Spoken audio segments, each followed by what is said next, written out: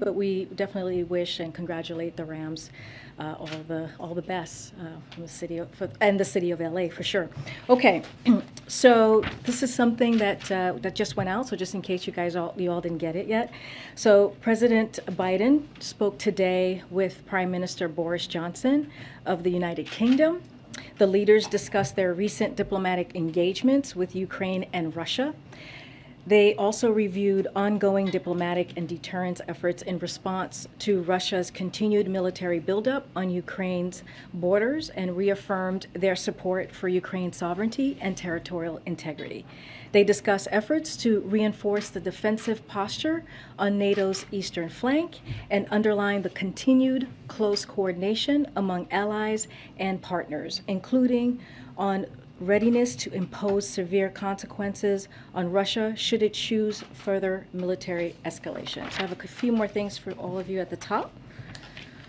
Today marks 4 years since the Parkland shooting. As the president said this morning in a statement that I'm sure all of you have seen, we can never bring back those we've lost, but we can come together to fulfill the first responsibility of our government and our democracy, to keep each other safe. For Parkland, for all those we've lost, and for all those left behind, it is time to uphold that solemn obligation.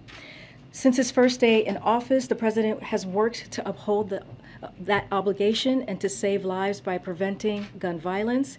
He again called on Congress this morning to act, including to expand background checks to keep criminals from getting guns, and to ban the sort of high-capacity magazines that were used to kill 2 NYPD officers. And the president called again on Congress to fulfill his budget request for another $500 million to fight gun violence. But if Congress won't act, the president's not going to just wait and sit back. He's already done more than any other president in their first year in history to advance common sense gun violence prevention measures, and he built on that just earlier this month with new measures he announced in New York City. Last June, he laid out a comprehensive strategy to address gun violence from every angle. And the White House is working closely with agencies across the administration to deliver on that and save lives. The plan is comprehensive, addressing both the supply and demand side contributors to gun violence, pursuing prevention, intervention, and accountability using every tool in the toolkit: regulation, enforcement, budget, the bully pulpit, and legislation, and pulling together the federal agencies for a whole of government effort to reduce gun violence. Specifically, we're addressing the root causes of gun violence by expanding educational and economic opportunities. We're going after especially dangerous firearms with new proposed regulations on ghost guns and stabilizing braces that turn pistols into rifles. We're stepping up federal law enforcement efforts against illegal gun trafficking, including through strike forces in major cities, and establishing a zero-tolerance policy for gun dealers who willfully sell guns illegally. And we're providing cities and states with unprecedented amounts of money, including through the rescue plan, to invest in community policing and effective community violence intervention programs and AFT.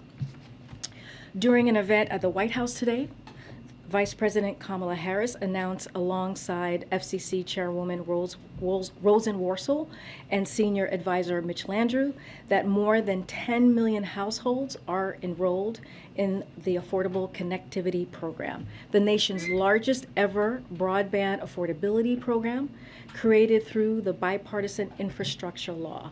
The Affordability Connectivity Program enables low-income households to apply for discounts towards monthly internet service and a one-time discount on tech equipment such as laptops or computers. This is one of the many ways that the Biden-Harris administration is ensuring every American has access to reliable, affordable, high-speed internet. The bipartisan infrastructure law delivers a historic $65 billion to ensure that every American has access to reliable, high-speed internet through an historic investment in broadband infrastructure development. That internet service is affordable by lowering costs, increasing competition, and creating price transparency. With that, please go ahead, Darlene. Thank you. A couple of questions on Ukraine and then one on another topic. What is the reaction here to the Kremlin signaling that it's ready to continue dialogue over Ukraine? And does the White House see that as a sincere on the part of the Russians? So, yeah. Thank you for the question. We are actively working to reach a diplomatic solution to de-escalate the crisis. Over the weekend, as you all know, the president spoke with President Putin, and we remain engaged with the Russian government in full coordination with our allies and partners. The path for diplomacy remains available if Russia chooses to engage constructively. However, we are clear-eyed about the prospects of that given the steps Russia is taking on the ground in plain sight.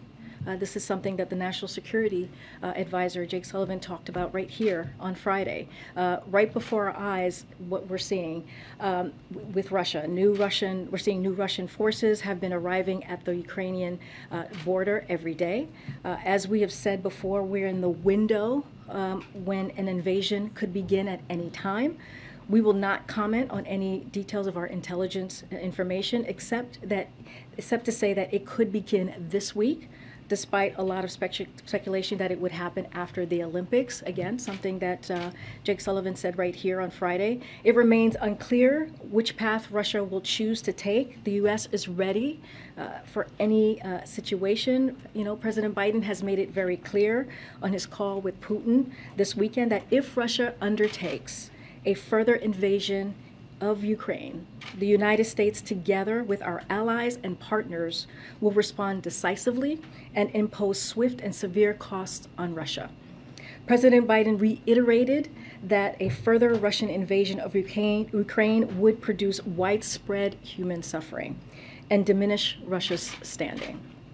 So we are continuing to coordinate closely with our allies and partners. President Biden spoke with President Zelensky yesterday and Prime Minister Boris Johnson, as I just read out to you that call this afternoon. And we are in close contact with our allies again and partners again across all levels of government. Our partnership with our European and NATO allies have never been stronger and purposeful as we work collectively to de-escalate the tensions at the Ukraine-Russia border. If Russia should choose to invade, the severe economic consequences and irrevocable reputational damage caused by taking innocent lives for a bloody war will only weaken the country, not strengthen it. And in that close coordination with allies and partners, is the view that Russia's willingness, what they say today about wanting to continue the dialogue, is there a consensus that is sincere? I mean, how do all of you interpret what's coming out of the Kremlin today? So we've been very clear about this. There is only one country who is currently building up their forces at the Ukraine border, and that's Russia. And as we have stated, as Jake Sullivan has stated, that we, in the past 10 days or so, we only continue to see a buildup, not a de-escalation. So we are open to diplomacy. That door to diplomacy is open, as we have said, and so that is that's what we want to be headed towards. And if we will be ready for whichever decision that President Putin decides, but clearly we would prefer the path of diplomacy. I also want to just say one more thing really quickly. This is something that my colleague John Kirby said at the Department of Defense just now, that Secretary Austin is going to travel to Belgium, Poland, and Lithuania, so that you all have this. The Secretary is going to meet with allied defense ministers and NATO leadership to discuss Russia's military buildup in and around Ukraine, reiterate the U.S. commitment to Article 5, and continue the alliance's progress on deterrence and defense while ensuring the alliance is prepared to face tomorrow's challenges. One last Question. In 2 weeks, the president is going to go up to the Capitol to deliver his first State of the Union message.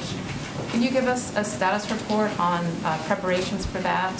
Has he been able to meet with his advisors on it, given everything that's going on, or edit speech drafts, or just some sort of idea of where that process stands? So, as you know, this is a president who was vice president for 8 years, and he was senator for 36 years and has spent a lot of time listening to State of the Union speeches. So he understands the importance of delivering such a president delivering such a impactful speech, and the purpose of talking about their successes, his success in particular this past year, and how he's going to build on that success. I don't have anything more to share, but this is something that's important to him, and he's working towards delivering a speech, not just to Congress, but also to the American public.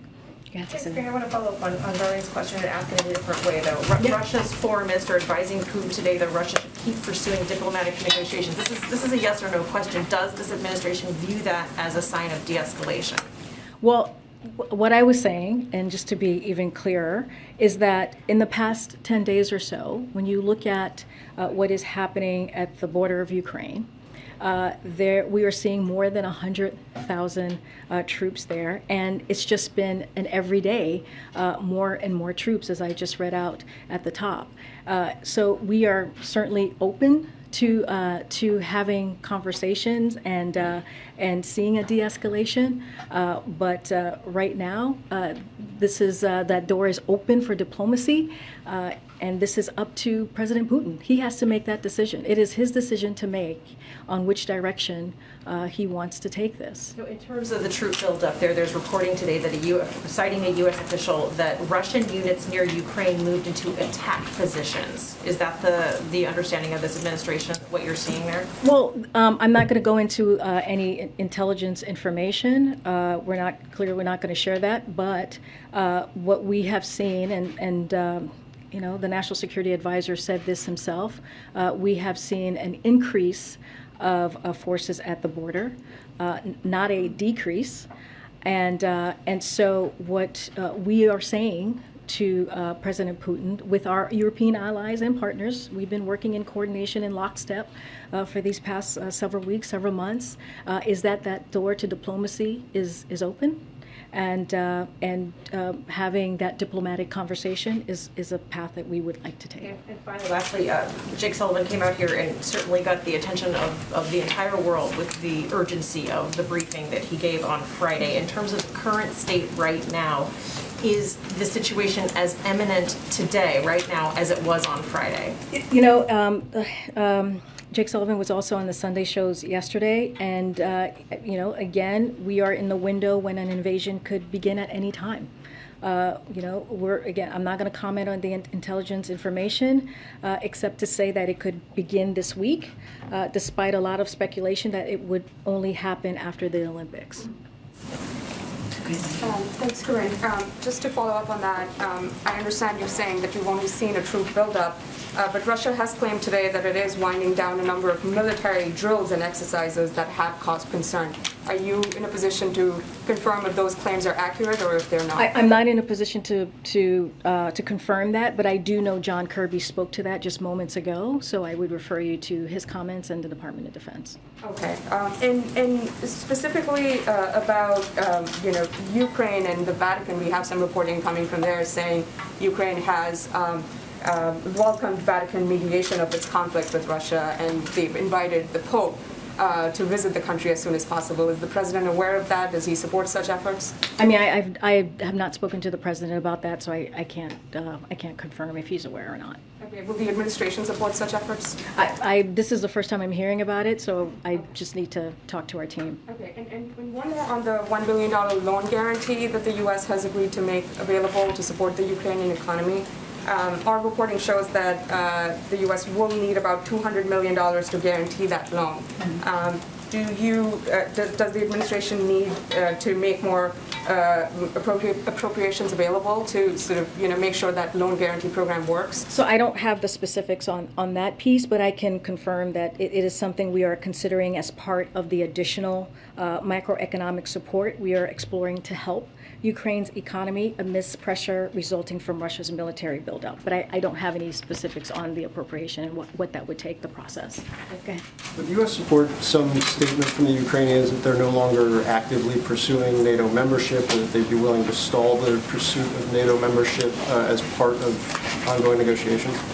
As you know, NATO membership, NATO has an open door policy. That is not something, that is something that Ukraine will have to decide on its own. That is not something that we are in consultation with or make, or even decide on. That is something that NATO and has to decide on. And Ukraine, that's up to them and their leadership on how they want to move forward.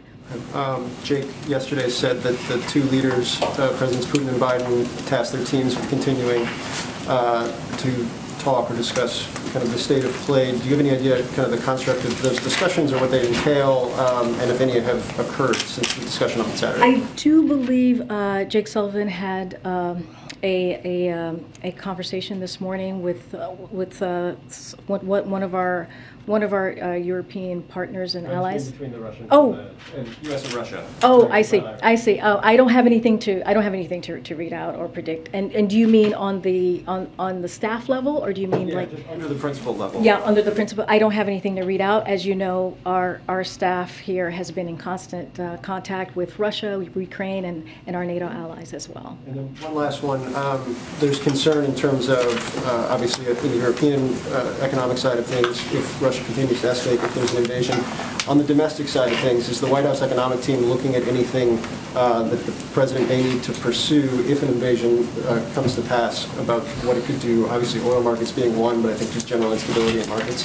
Yeah, I don't have anything specific to read out for you at this moment. As we talk about energy, I'm assuming that's one of the things that you're asking about, Phil, is like we are working with countries and companies around the world to ensure the security of supply and to mitigate against price shocks affecting the American people, Europe, and the global economy.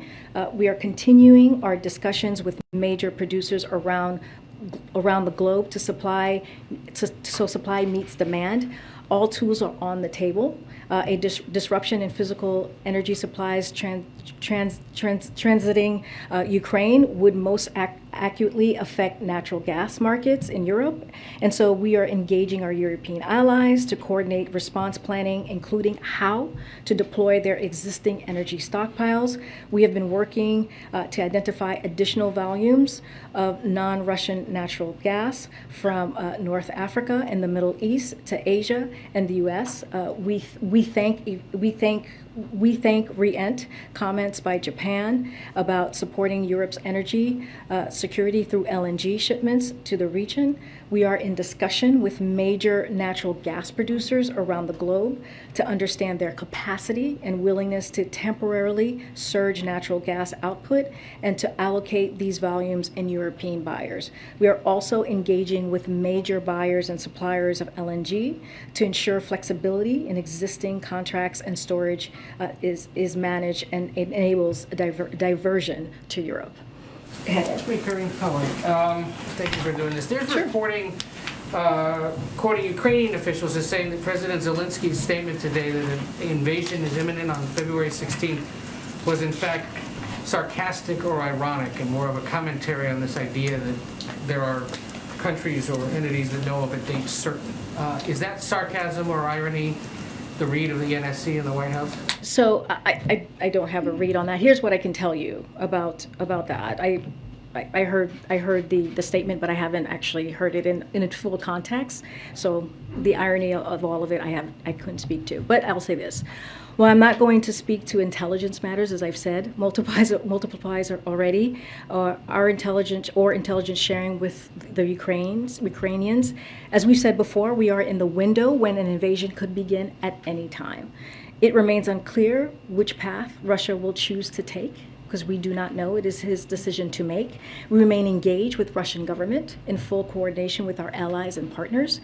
The path for diplomacy remains available if Russia chooses to engage again constructively. But we are clear-eyed about the prospects on the ground and are ready to impose severe costs on Russia in coordination with our allies and partners if they attack Ukraine.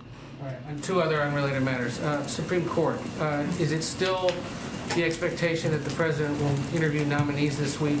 And do those that are under consideration know for certain that they're on the short list of people being considered? So, I appreciate the interest here. Look, after having a series of conversations and good discussions with lawmakers from both sides of the party, legal experts, scholars last week, the president continued to review materials as he considers deeply qualified candidates, as we have said, with strong experience, character, integrity, dedication to the Constitution and the rule of law. I don't have anything else to share on any interviews or who he's interviewed, but we don't have anything else to share for today or for this week. And what's that? Has he interviewed someone then, the way you just phrased You said interviewed, yeah, that's the. Oh, I'm sorry, I meant to be, he has not interviewed potential nominees, to be clear, sorry. But to just answer your last question is that we are on track, he is on track to select a SCOTUS nominee by the end of this month. Okay. And then just real quick, Robert Califf is still awaiting confirmation in the Senate to be FDA commissioner. Looks like that may happen tomorrow. Is the White House confident he's got the votes? Have you lined up all the Democratic votes you might need for this? Well, I'll say this, we are confident Dr. Califf will be confirmed with bipartisan support and urge the Senate to confirm him tomorrow, as you just stated, Ed. It is critically important to have confirmed leadership at the FDA in the midst of a pandemic, as we all know. He had a strong bipartisan showing coming out of committee, including from Ranking Member Burr. It's important to remember he was confirmed 89-4 in 2016. Many folks who supported him then are still in the Senate. We are in a daily contact with HHS, who is leading the effort to get him confirmed. HHS and the White House officials are making a lot of calls to the Hill, figuring out which means need what information, which members need what information. Secretary Becerra, our OLA team, and Steve Ricchetti are all making calls in support of Califf to a bipartisan group of Senate offices. Dr. Califf himself has met or is scheduled to meet with 47 senators, and that number continues to increase. It's also one of the highest number of meetings of any nominees that have been done thus far. Yeah. In his conversation with President Putin, did President Biden give him any signal for how he could de-escalate? Would it have to be something visible, like moving forces somewhere? Could it be something in the realm of what's verbal, like what we saw from Lavrov today? Is there anything that the president set out as a cue that could try to tamp things down? So the call between the two president was professional and substantive. So it lasted a bit over an hour, as you all know, from the readout this past weekend. The two presidents agreed that our teams would stay engaged in the days ahead, but there was no fundamental change in the dynamic. And just to close the loop on the Supreme Court, so you're not saying that the president has done any interviews? No, I'm not. Just to be clear. Now, I meant potential interviews. The president has some travel scheduled this week. Yeah. Given the volatility of world events, do you anticipate that if things were, and I know this is hypothetical, but often when there are unpredictable events, there can be changes to the schedule. Are you in a posture where you think that could be a situation where the president would remain at the White House or anything like that if things were to change? Well, as you said, it is hard to read, Kelly O, a hypothetical or to give an answer to a hypothetical. As you know, the president deals with multiple things at once, and that's what this president is prepared to do. Thanks, Karine. On the sort of ripple effects of a potential invasion, is the administration prepared to block Russian oil imports to the U.S. if Russia invades, given that the imports have reached their highest prices in 11 years? So, I mean, I just laid out what we're doing. We're talking to countries and companies around the world, engaging with them on all of the different potential potential outcomes if this were to happen. I don't have any more specifics than that, than what I just laid out for you. And so one of the things that we have said over and over again, and the president has made this very clear to Vladimir Putin, is if Russia chooses to invade, there will be swift and severe economic consequences. Wouldn't it be difficult, though, for the U.S. to continue to import Russian oil after all of the rhetoric that we've put forward about Russia not needing to not invade Ukraine and pressuring Germany to, come out strongly on Nord Stream 2 and possible punishments for Russia if they were to take this step? Wouldn't it be tough for the U.S. to continue in that event to import Russian gas? Well, again, it's a hypothetical. I'm just telling you what we have been very, very clear. The president has been clear. Our national security advisor has been clear. We all have been clear, either from this podium or direct communication with Russia, whether it's with the president or its leadership, that if they were to invade, and in coordination, in lockstep with our European allies and partners, that's how we're moving forward here, that there would be severe, decisive economic consequences. I cannot speak more to that. Okay, and then the sanctions package that's being worked out on Capitol Hill, I understand that the White House is involved in those discussions now, and congressional sources have told me that the White House has insisted on a waiver for Nord Stream 2 even after an invasion. Can you confirm if that is true, and if so, why would the White House want a provision like that in a sanctions package coming out of Congress? Well, look, when it comes to Nord Stream 2, we've been pretty clear about this. The president has said that, he said this during his press conference last week with the German chancellor, if Russia further invades Ukraine, there will no longer be a Nord Stream 2. We will bring an end to it. And at this moment, Nord Stream 2 is not even operational. But is the White House directing Congress to put a waiver for Nord Stream 2 in effect? That is the first I'm hearing of that. I cannot speak to that. I'm just telling you where we have been in a very strong and definitive way on Nord Stream 2. Okay, now on the second topic, this news about the Durham investigation. Does the president have any concerns about a candidate for president using computer experts to infiltrate computer systems of competing candidates, or even the president-elect to use for the goal of creating a narrative? Is that something that... That's something I can't speak to from this podium, so I refer you to the Department of Justice. Is what was described in that report monitoring internet traffic? Is that spying? Again, I can't speak to that report. I refer you to the Department of Justice. Generally speaking, that would monitoring internet traffic. Jackie, my answer is not going to change. I refer you to the Department of Justice. I can't speak to that from here. Go ahead. Karine, thanks. What message does it send today to the Ukrainian government to be closing the embassy in Kiev? The embassy in Kiev? I have something on here. I know the State Department made an announcement on this earlier. So the State Department announced today that they are temporarily relocating our embassy operations in Ukraine from our embassy in Kiev to Lviv due to the dramatic acceleration in the buildup of Russian forces. A core team of embassy staff is remaining in Ukraine to engage with the Ukrainian government, coordinating diplomatic efforts and diplomacy to de-escalate the crisis if the crisis continues. So I just wanted to also say this as well, because the State Department put out a statement on this.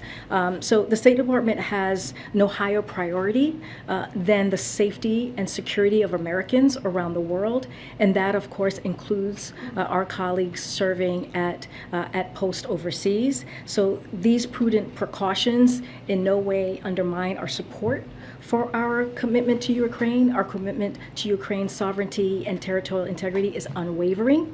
We also continue our sincere efforts to reach a diplomatic solution, and we remain engaged with Russian government following President Biden's call with President Putin and the Secretary's discussion with Foreign Minister Lavrov. The path for diplomacy remains available if Russia chooses to engage in good faith. We look forward to returning our staff to the embassy as soon as conditions permit. In the meantime, we have made this very clear. clear. The National Security Advisor, Jake Sullivan, has made this clear. The President himself has made this clear, that these measures, for one reason, the safety of our staff, as I mentioned, we strongly urge any remaining U.S. citizens in Ukraine to leave the country immediately. That has been our message for the past several days, and honestly, the past several weeks. Does the White House have any comment on this Russian figure skater who's allowed to continue to compete, as a doping investigation continues? Is this the right call? That's not a comment that I'm not going to comment from here about that. I refer you to the committee, the Olympic Committee. And really quickly, DC's mayor today announced the vaccination requirement for some businesses will be dropped tomorrow, and a mask mandate will be dropped by the end of the month. Does the White House support this? Will the President and the First Lady continue to visit businesses and restaurants as these rules change? So let me just lay some stuff out for you here, because I know this has been a question that many have had. A number of governors have announced changes based on conditions in their particular states. That's not new. That isn't new. And so what I can say from here is, as Dr. Fauci has said, as a country, we are making strong progress toward moving to a time when COVID is no longer a crisis. And Dr. Walensky has clearly said CDC is looking at all of their guidance, including mask guidance, in light of declining cases and hospitalizations. I think that may be getting lost in some of the reporting that we're seeing. The CDC made clear they're looking at their guidance. So just want to make that very clear. But to put a finer point on this, CDC has to move carefully and deliberately to make sure these good trends are confirmed across the nation. CDC has a responsibility to make guidance for the entire country and everyone. They must consider its impact on a variety of constituencies, including people who are disabled, immunocompromised, and most vulnerable.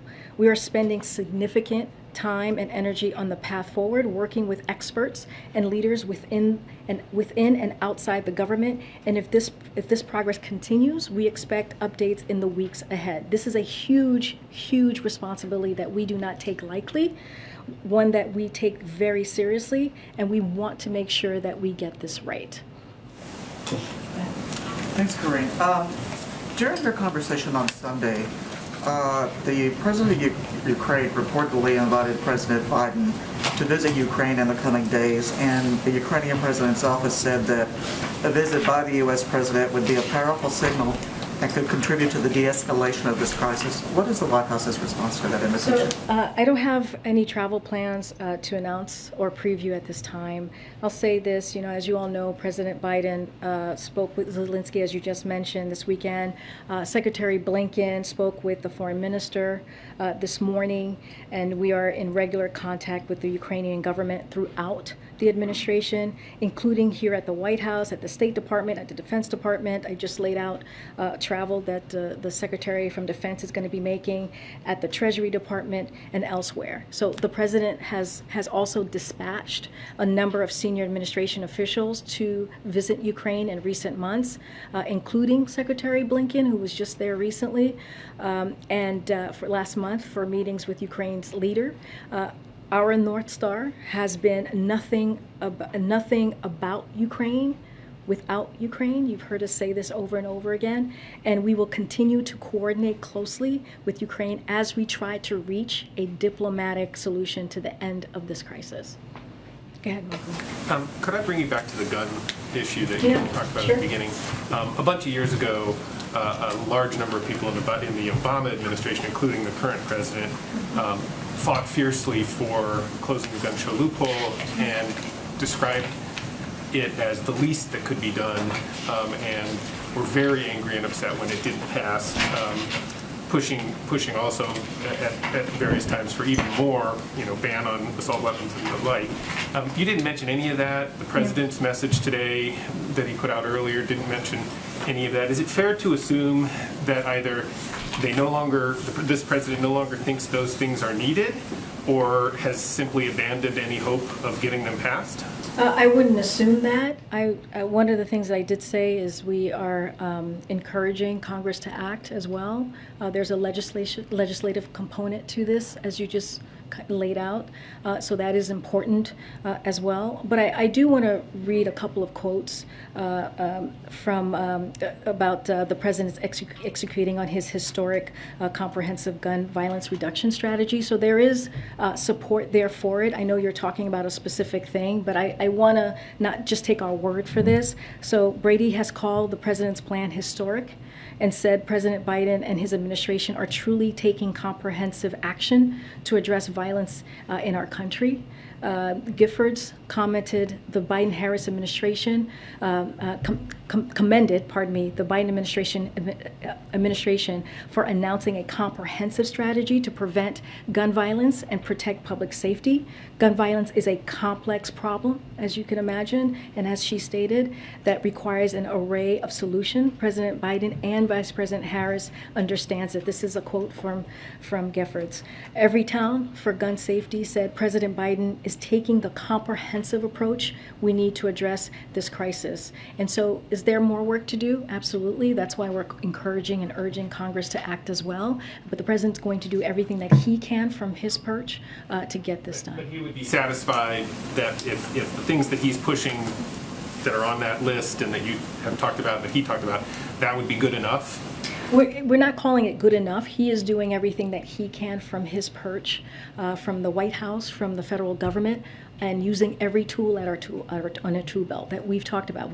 That's what we try to do to make sure that we're addressing a real problem, which is gun violence. So what the other part of that is urging Congress to act as well, which we have been doing. But he's not going to sit back. You heard me say that. He's not going to sit back and wait. He's going to act. But he's also not going to spend a whole lot of time or energy pushing for a ban on assault weapons or closing a gun show loophole that just a bunch of years ago he and others described as vital.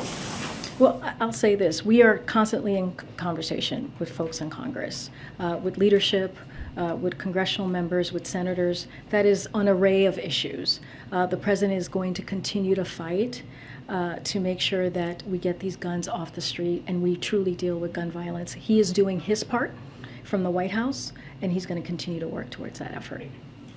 Thanks, Karine. A few questions. First on Afghanistan. The Biden administration appears to have been downplaying some accounts from ground commanders involved in the evacuation of Afghanistan over the past week. We heard a State Department spokesperson say that their criticism was cherry-picked from a larger report. For President Biden himself reject those accounts. Jen, last week, I believe, said that there was no after-action report. So 2 questions I wanted to ask you to clarify the White House position. One, does the White House agree that the evacuation should have been started earlier, which is what some senior military officials have asserted? And secondly, did Jen misspeak last week when she said there was no after-action report? There's been some reporting from a colleague of mine over the weekend that indicated there was indeed an after-action report that was reviewed. So to your last question, no, Jen did not misspeak last week.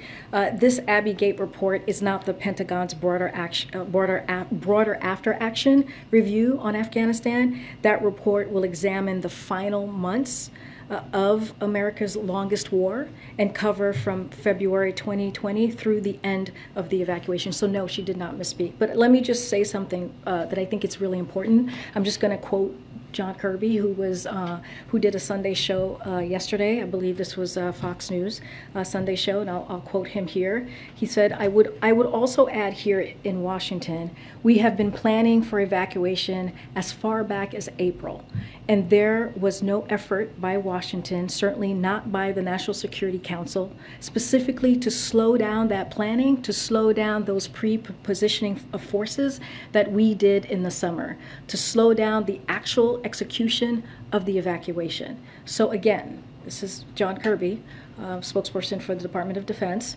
So again, these were documents that assert impressions and perspectives, which are very important down at the tactical level in real time. We need to conduct a larger, more strategic level level after action review to get the whole sense of this, and we're doing that. The Abbey report, again, is one important review of what occurred that day, but it should not be mistaken for a full follow-up on the last months of the war in Afghanistan.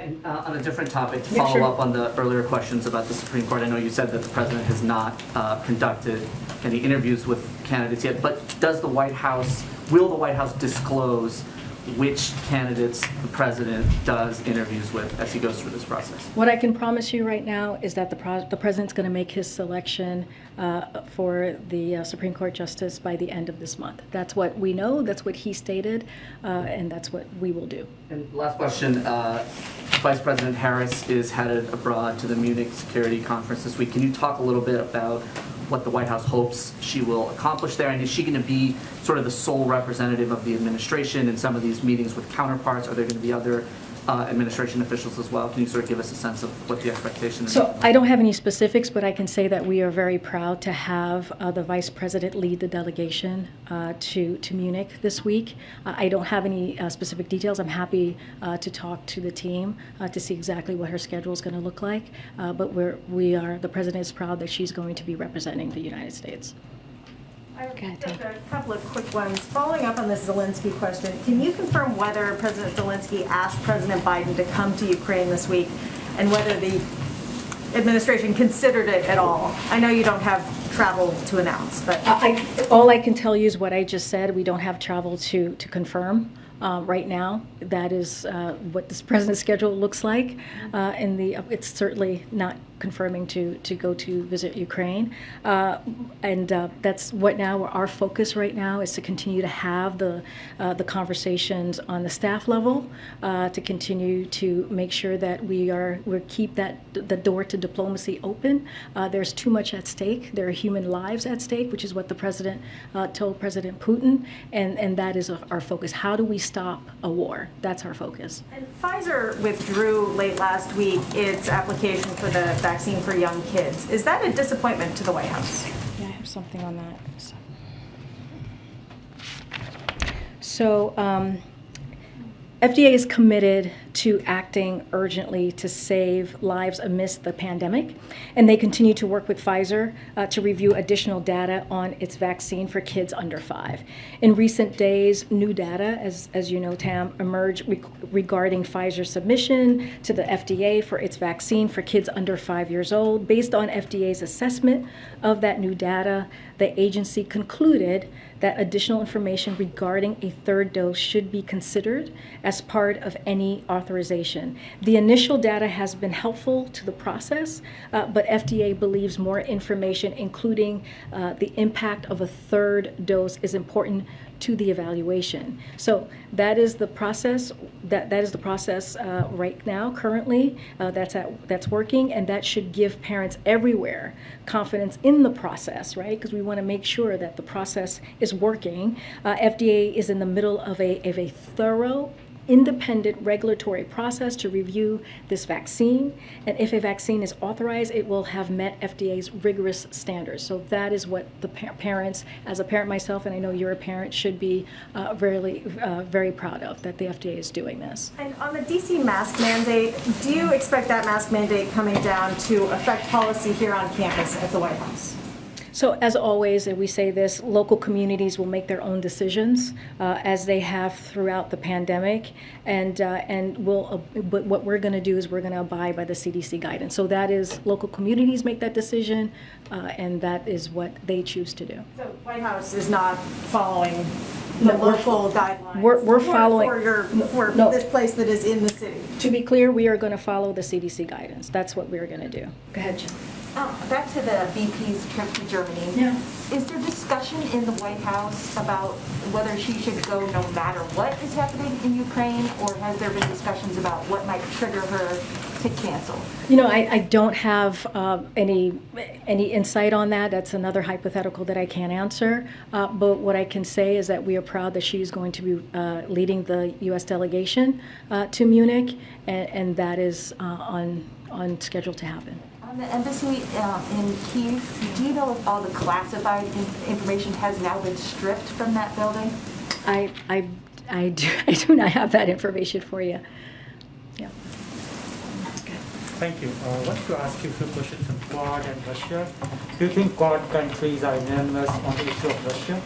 Can you say that one more time, Len? Do you think the Quad countries, the US, Japan, India, and Australia, they had a meeting in Australia recently. Do you think these countries are unanimous on the Russian? On the Russian issue in particular. So, as you know, Secretary Blinken was just in the region where he met with the Quad.